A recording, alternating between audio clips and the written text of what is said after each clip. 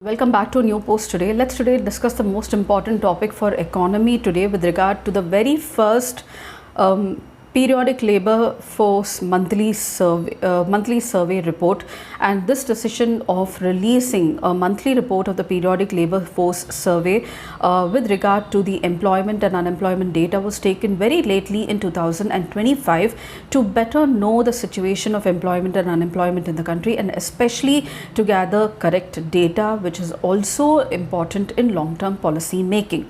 Now, the periodic labor force survey, which is a data about employment and unemployment, is released by the National Statistical Office, which is under the Ministry of Statistics and Program Implementation. It was launched in 2017 to address the requirement of generating key employment unemployment indicators for quarterly with regard to urban areas in the current weekly status, and also providing important data with regard to both usual status and current weekly status for both rural and urban areas annually.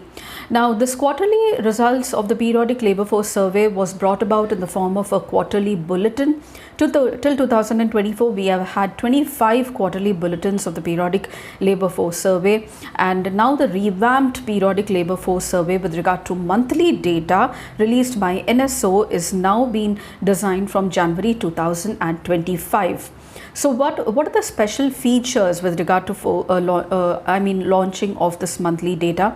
Also, let me tell you that there are very important prelims points with regard to this very issue of economy. First of all, about the periodic labor force survey, it is released by the NSO, Ministry of Program Statistics and Program Implementation, about what exactly is the meaning of labor force participation, the data of which is given, worker population ratio, unemployment rate, and also what is the meaning of current weekly status approach which is being used by this monthly periodic labor force survey. Let's have a quick review of all of these important points as well.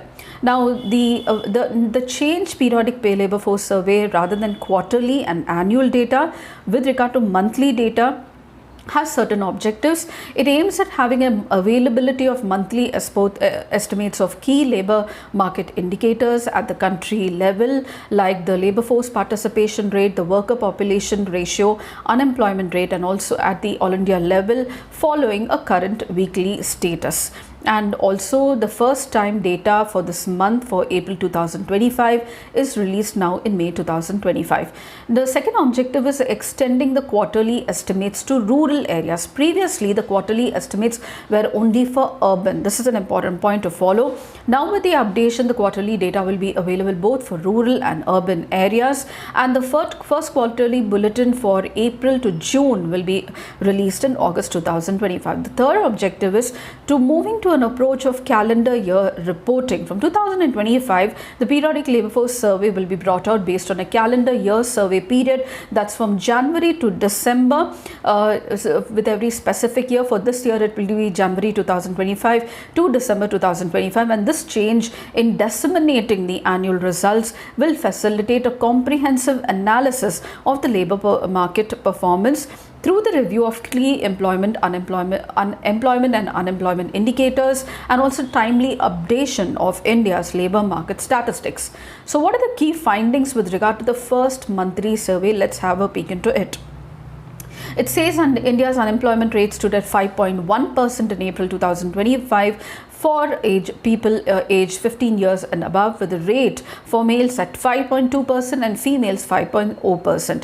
In urban areas, the unemployment rate stood at 6.5%, while in rural areas, the unemployment rate for 15 years and above stood at 4.5%. Females saw higher unemployment rate of 8.57% than the males in the urban areas. In rural areas, however, the unemployment for females was much lower than the males in month of April. Experts say this rural-urban divide with regard to male and female is indicative of the job creation pressures in urban areas.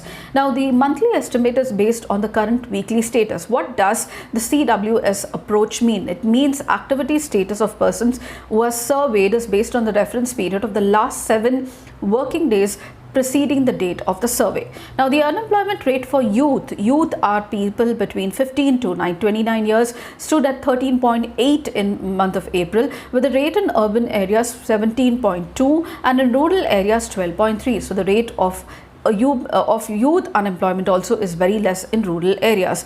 The youth unemployment rate for females is higher than for males. In urban areas also, the youth unemployment rate is higher for females than in males. However, in rural areas, the youth unemployment rate for females was much lower than the males, and this could be because of higher female preference for education in urban areas. Therefore, they don't come out to work than in the rural areas, and also lower employment opportunities in urban areas than in rural areas for females. This is what the analysis says. The labor force participation rate for people 15 years and above stood at 55.6% in April, for urban areas at 50.7%, and for rural areas it's 58.0%. The gender-wise split shows that the labor force participation rate for females is very low. It's only 34.2% compared as against 77.7% for males.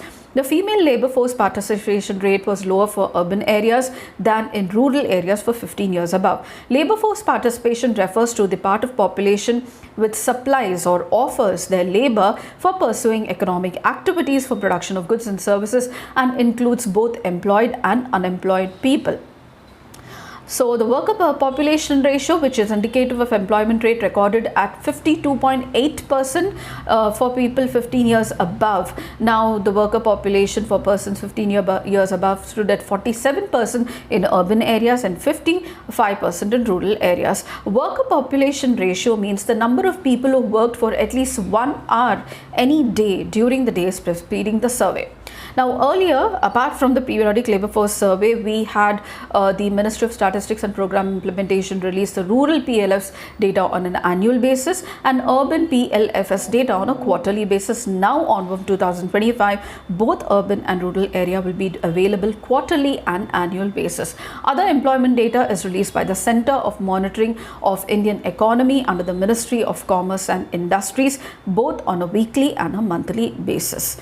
So these are the most important points I thought I should be tracking for you for the first ever periodic labor force survey for India. I hope these points were really helpful to you all, and if you did, please do like, share and subscribe, and don't forget to comment at the end of the video. I shall see you in my next post. Until then, it's very happy learning.